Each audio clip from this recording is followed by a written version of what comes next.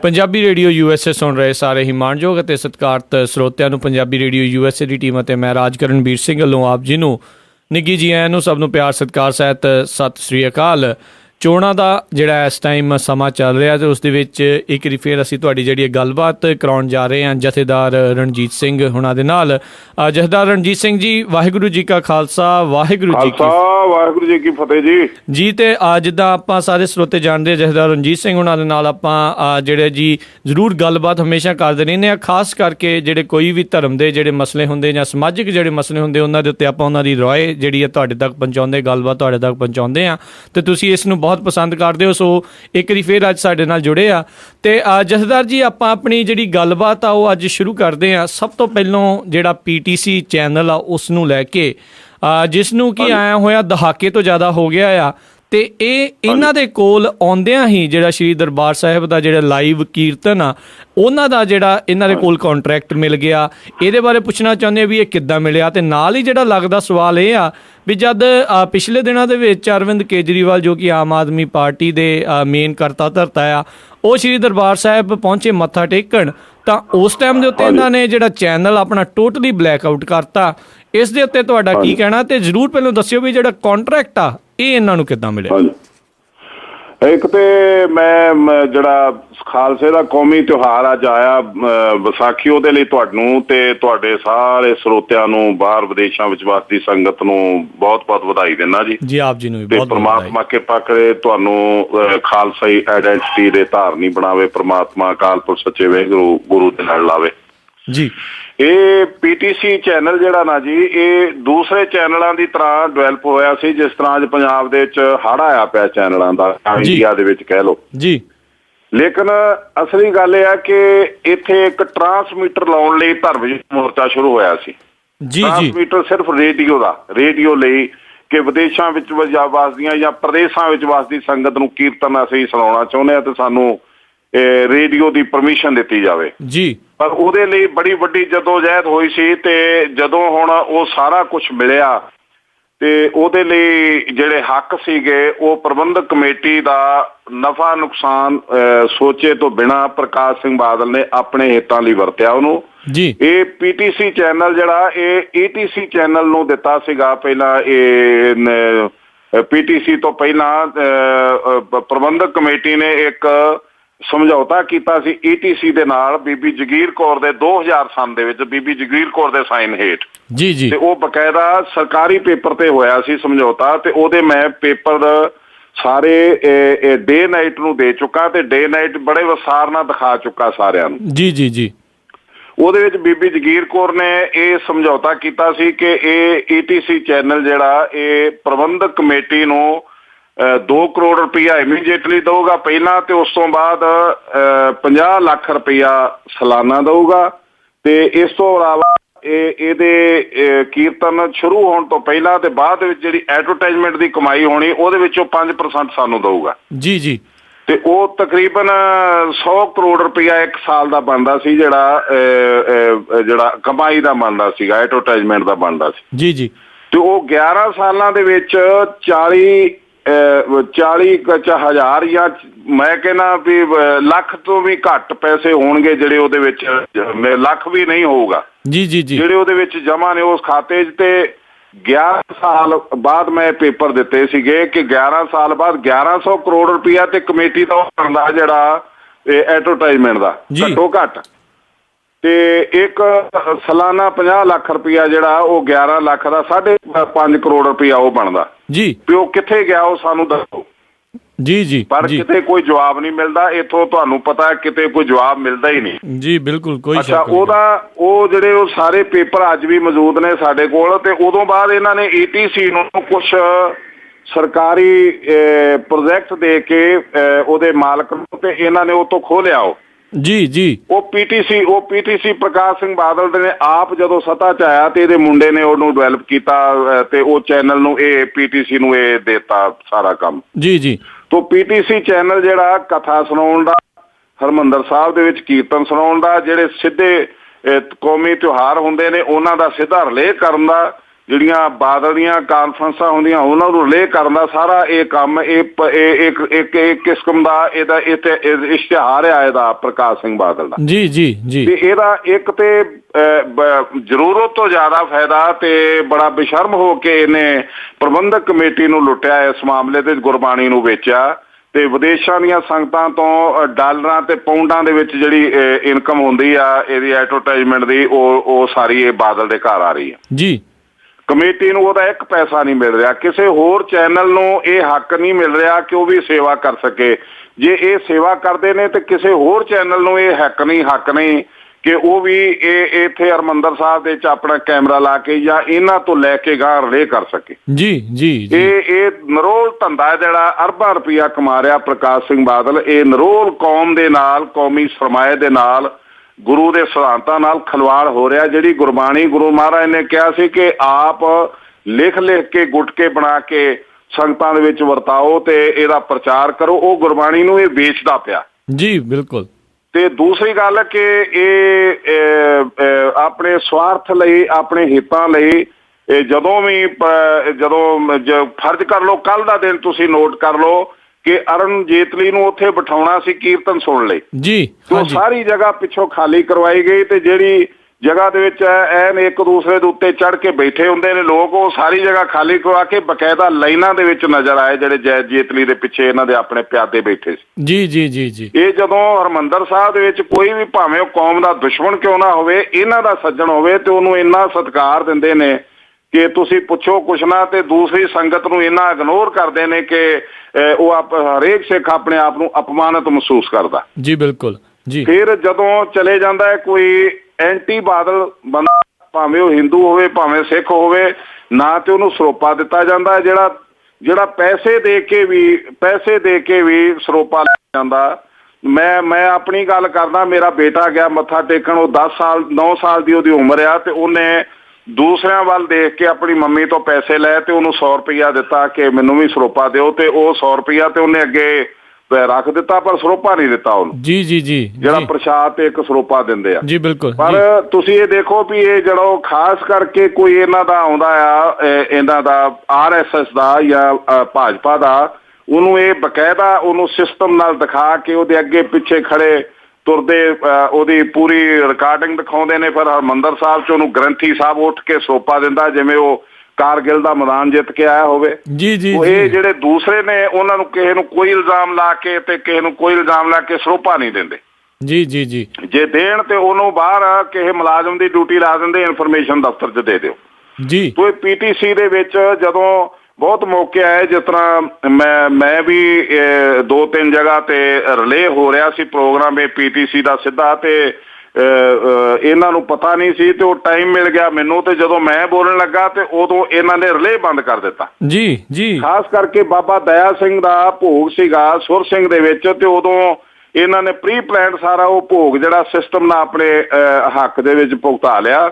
ਭਾਵੇਂ ਉਹਨਾਂ ਨੂੰ ਸਮਝ ਨਹੀਂ ਆਈ ਜਾਂ ਉਹਨਾਂ ਨੇ ਜਾਣਬੁੱਝ ਕੇ ਨਜ਼ਰਅੰਦਾਜ਼ ਕੀਤਾ, ਪਰ ਜਦੋਂ ਮੈਂ ਬੋਲਿਆ ਉਦੋਂ ਹੀ ਉਹ ਬੰਦ ਸੀ, PTC ਉਦੋਂ ਹੀ ਬੰਦ ਸੀ। ਜੀ ਜੀ। ਤੇ ਇਹ ਤਕਰੀਬਨ ਇਹ ਬਦਤਮੀਜ਼ੀ ਕਰਦੇ ਨੇ। ਕੇਜਰੀਵਾਲ ਦਾ ਬਹੁਤ ਵੱਡਾ ਸ਼ੋਅ ਹੋਇਆ ਸੀ, ਜਿਹੜਾ ਕੇਜਰੀਵਾਲ ਮੱਥਾ ਟੇਕਣ ਆਇਆ, ਤੇ ਉਦੋਂ ਬਾਅਦ ਗੁਰਦਾਸਪੁਰ ਤੋਂ ਲੈ ਕੇ ਤੇ ਬਟਾਲਾ ਤੇ ਗੁਰਦਾਸਪੁਰ, ਅੰਮ੍ਰਿਤਸਰ ਤੋਂ ਬਟਾਲਾ, ਗੁਰਦਾਸਪੁਰ ਤੇ ਪਠਾਨਕੋਟ ਤੱਕ ਉਹਦਾ ਬਹੁਤ ਵੱਡਾ ਸ਼ੋਅ ਹੋਇਆ, ਪਰ ਕਿਸੇ TV ਨੇ ਉਹਨੂੰ ਦਿਖਾਇਆ ਨਹੀਂ ਦਿਖਾਇਆ। ਜੀ ਜੀ ਜੀ। ਤੋਂ ਖਾਸ ਕਰਕੇ ਜਦੋਂ ਮੱਥਾ ਟੇਕਣ ਗਿਆ ਤੇ ਉਦੋਂ ਸਾਰੀ ਪਿੱਛੋਂ ਜਿਹੜੀ ਕਦੀ ਨਹੀਂ ਹੋਈ ਬਲੈਕ ਆਊਟ ਹੋ ਗਿਆ। ਜੀ ਬਿਲਕੁਲ ਬਿਲਕੁਲ। ਇਹ ਸਾਰੀ ਪ੍ਰਮਾਤਮਾ ਅਸੀਂ ਤੇ ਇਹ ਅਰਦਾਸ ਕਰਦੇ ਹਾਂ ਕਿ ਸੱਚੇ ਪਾਤਸ਼ਾਹ ਤੇਰੇ ਦਰ ਤੇ ਬਲੈਕ ਆਊਟ ਕਰਨ ਵਾਲੇ ਜਿਹੜੇ ਨੇ ਉਹਨਾਂ ਦੇ ਘਰ ਵੀ ਬਲੈਕ ਆਊਟ ਹੋ ਜਾਵੇ ਤੇ ਤਾਂ ਸਾਨੂੰ ਆਨੰਦ ਆਊਗਾ। ਜੀ ਜੀ।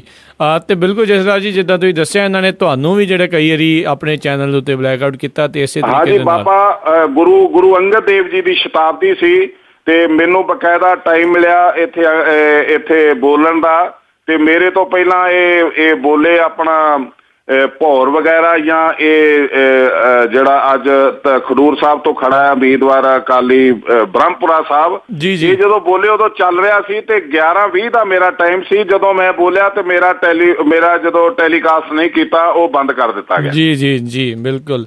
ਇਹ ਆਪਣੇ ਹਿੱਤਾਂ ਲਈ ਕੌਮ ਦੇ ਹਿੱਤਾਂ ਨਾਲ ਖਿਲਵਾੜ ਕਰ ਰਹੇ ਆ। ਇਹ ਪ੍ਰਕਾਸ਼ ਸਿੰਘ ਬਾਦਲ ਨੇ ਇੰਨੀ ਵੱਡੀ ਗਲਤੀ ਕੀਤੀ ਆ, ਇੰਨਾ ਵੱਡਾ ਇਹ ਫਰਾਡ ਕਰ ਰਿਹਾ ਕੌਮ ਦੇ ਨਾਲ ਕਿ ਜਿਹੜੇ ਸਿਧਾਂਤ 250 ਸਾਲ ਦੇ ਵਿੱਚ ਗੁਰੂ ਸਾਹਿਬ ਨੇ ਕੁਰਬਾਨੀਆਂ ਦੇ ਕੇ ਬਣਾਏ, ਆਪਣੇ ਬੱਚਿਆਂ ਦੇ ਸਰੀਰ ਦਾਨ ਕਰਕੇ ਬਣਾਏ, ਉਹ ਇਹਨੇ ਆਪਣੇ ਘਰ ਦੀ ਮਲਕੀਅਤ ਬਣਾ ਲਿਆ। ਅੱਜ ਮੈਂ ਤੁਹਾਨੂੰ ਇੱਕ ਹੋਰ ਜਾਣਕਾਰੀ ਦੇਵਾਂ, ਕੋਈ ਸਿੱਖ ਪੰਜਾਬ ਦੇ ਵਿੱਚ ਬਾਹਰ ਵਿਦੇਸ਼ਾਂ 'ਚ ਵਸਦਾ ਅੱਜ ਕੋਈ ਲੈ ਸਕਦਾ ਹੋਵੇ, ਇਨਕੁਆਇਰੀ ਕਰ ਸਕਦਾ ਹੋਵੇ ਤੇ ਪ੍ਰਬੰਧਕ ਕਮੇਟੀ ਦੇ ਜਿਹੜਾ ਧਰਮ ਪ੍ਰਚਾਰ ਦਾ ਖਾਤਾ ਉਹ ਚੋਂ ਕਰੋੜਾਂ ਰੁਪਈਆ ਜਾ ਰਿਹਾ, ਚੈੱਕ 50-50 ਹਜ਼ਾਰ ਦੇ ਕੱਟ ਕੇ 52-52 ਹਜ਼ਾਰ ਦੇ ਕੱਟ ਕੇ ਬਠਿੰਡਾ ਹਲਕੇ ਦੇ ਵਿੱਚ ਪਿੰਡਾਂ 'ਚ ਦੇਣ ਲਈ, ਗੁਰਦੁਆਰਿਆਂ ਨੂੰ, ਮੰਦਿਰਾਂ ਨੂੰ, ਮਸੀਤਾਂ ਨੂੰ, ਗਿਰਜੇ ਘਰਾਂ ਨੂੰ ਇਹ 50-50 ਹਜ਼ਾਰ ਦੇ ਚੈੱਕ ਹਰੇਕ ਪਿੰਡ ਦੇ ਵਿੱਚ ਕਈ ਚੈੱਕ ਜਾ ਰਹੇ ਨੇ ਤੇ ਇਹ ਲਗਾਤਾਰ ਚਲੇ ਜਾ ਰਹੇ ਨੇ, ਜਾਈ ਜਾ ਰਹੇ ਨੇ, ਦਿੱਤੇ ਜਾ ਰਹੇ ਨੇ ਤੇ ਖਾਤਾ ਧਰਮ ਪ੍ਰਚਾਰ ਦਾ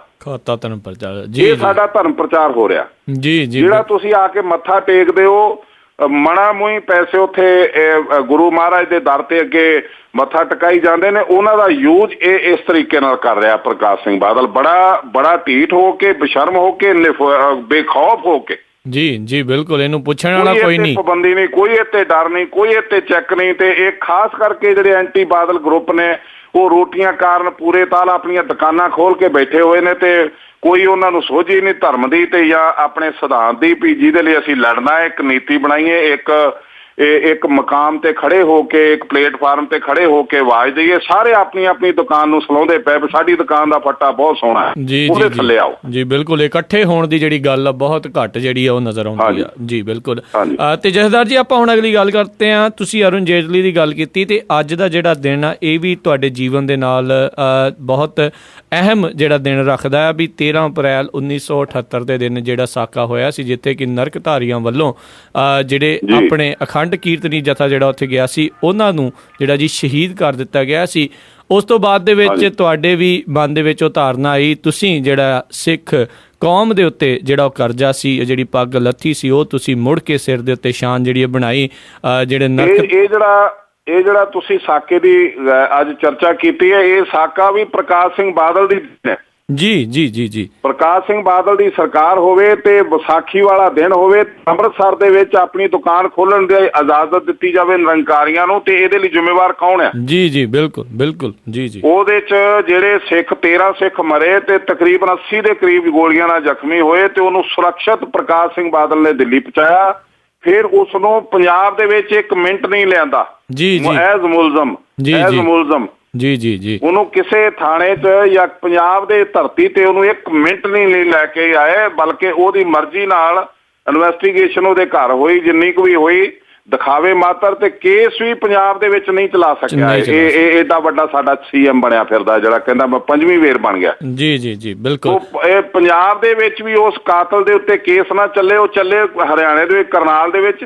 ਕਰਨਾਲ ਦੇ ਵਿੱਚ 1.5 ਸਾਲ 'ਚ 63 ਬੰਦੇ ਬਰੀ ਹੋ ਜਾਣ। ਜੀ ਜੀ ਜੀ।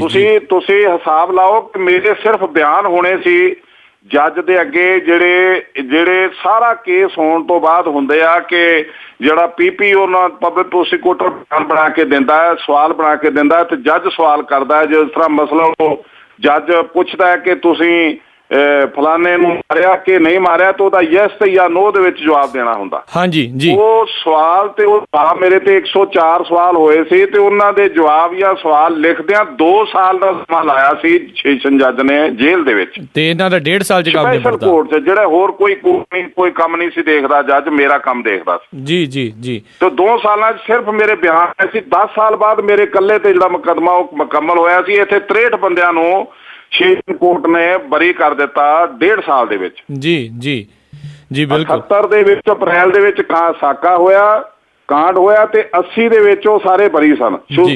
ਜੀ ਜੀ।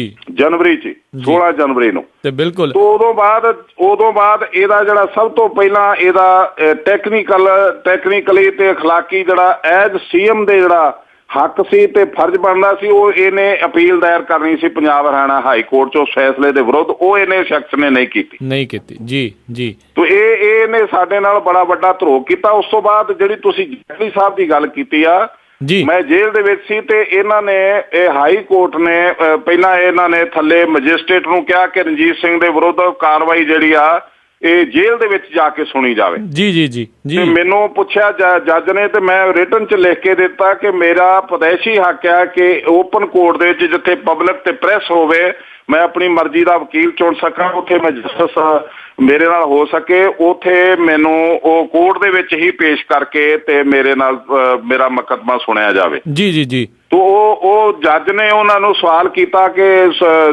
CBI ਨੂੰ ਕਿ ਕੋਈ ਅੰਡਰ ਸੈਕਸ਼ਨ ਦੱਸੋ ਜਿਹਦੇ ਅੰਤਰਗਤ ਤੁਸੀਂ ਇਹ ਕਾਰਵਾਈ ਦੀ ਮੰਗ ਕਰ ਰਹੇ ਹੋ, ਮੈਂ ਜੇਲ੍ਹ 'ਚ ਜਾਵਾਂ।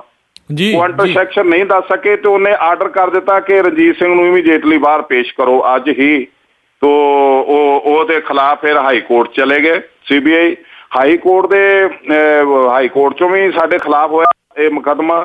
ਫਿਰ ਜਦੋਂ ਸੁਪਰੀਮ ਕੋਰਟ ਦੇ ਵਿੱਚ ਕੇਸ ਗਿਆ ਤੇ ਉਦੋਂ ਸਪੈਸ਼ਲ ਪਬਲਿਕ ਪ੍ਰੋਸੀਕਿਊਟਰ ਸਨ ਜਿਹੜੇ ਸਪੈਸ਼ਲ ਹੁੰਦੇ ਆ, ਇੱਕ ਸਰਕਾਰੀ ਵਕੀਲ ਹੁੰਦਾ, ਸਰਕਾਰੀ ਵਕੀਲ ਤੇ ਉਹਨਾਂ ਨੂੰ ਯਕੀਨ ਨਹੀਂ ਆਇਆ ਜਾਂ ਇਹਨਾਂ ਨੇ ਸਮਝਿਆ ਵੀ ਇਹ ਕਾਬਲ ਨਹੀਂਗਾ। ਅੱਛਾ ਜੀ। ਉਦੋਂ ਇਹ ਅਰੁਣ ਜੇਤਲੀ ਜੀ ਸਾਡੇ ਸਰਕਾਰੀ ਵਕੀਲ ਦੀ ਥਾਂ ਤੇ ਪਬਲਿਕ ਪ੍ਰੋਸੀਕਿਊਟਰ ਸਪੈਸ਼ਲ ਪੈਸੇ ਲੈ ਕੇ ਨਿਰੰਕਾਰੀਆਂ ਵੱਲੋਂ ਖੜੇ ਹੋਏ ਸੀ, ਜਿਨ੍ਹਾਂ ਨੇ ਮੇਰੇ ਵਿਰੁੱਧ ਕੇਸ ਲੜਿਆ ਸੀ ਤੇ ਉਹ ਅੰਤਮ ਫੈਸਲਾ ਸੀ ਤੇ ਮੇਰੇ ਫੈਸਲਾ ਇਹ ਹੋਇਆ ਕਿ ਰਣਜੀਤ ਸਿੰਘ ਦਾ ਕੇਸ ਤਿਹਾੜ ਜੇਲ੍ਹ ਦੇ ਵਿੱਚ ਹੀ ਚੱਲੂਗਾ। ਅੱਛਾ ਜੀ। ਔਰ ਮੇਰੇ ਤੇ ਉਹ ਕੇਸ ਚੱਲਿਆ। ਮੈਂ ਅੱਗੇ ਕੱਲ ਵੀ ਅਖਬਾਰ ਨੂੰ ਦੱਸ ਚੁੱਕਾ, ਪ੍ਰੈਸ ਨੂੰ, ਕਿ ਆਜ਼ਾਦ ਭਾਰਤ ਦੇ ਵਿੱਚ ਇਹ ਮੇਰੇ ਤੇ ਪਹਿਲਾ ਮੁਕੱਦਮਾ ਸੀਗਾ, ਮੇਰੇ ਤੇ ਸਿਰਫ ਜਿਹੜਾ ਜੇਲ੍ਹ ਦੇ ਵਿੱਚ ਚੱਲਣ ਵਾਲਾ ਸੀ। ਜੀ। ਫਿਰ ਉਸ ਤੋਂ ਬਾਅਦ ਲਾਈਨ ਲੱਗ ਗਈ, ਹਜ਼ਾਰਾਂ ਨੌਜਵਾਨਾਂ ਤੇ ਜੇਲ੍ਹਾਂ 'ਚ ਮੁਕੱਦਮੇ ਹੋਏ ਤੇ ਚੱਲੇ ਕੇਸ ਤੇ ਐਗਜ਼ਾਮਪਲ ਮੇਰਾ ਦਿੱਤਾ ਗਿਆ ਕਿ ਰਣਜੀਤ ਸਿੰਘ ਦਾ ਕੇਸ ਜਿਸ ਤਰ੍ਹਾਂ ਚੱਲਿਆ ਉਸ ਤਰ੍ਹਾਂ ਚਲਾਇਆ ਜਾਵੇ। ਜੀ।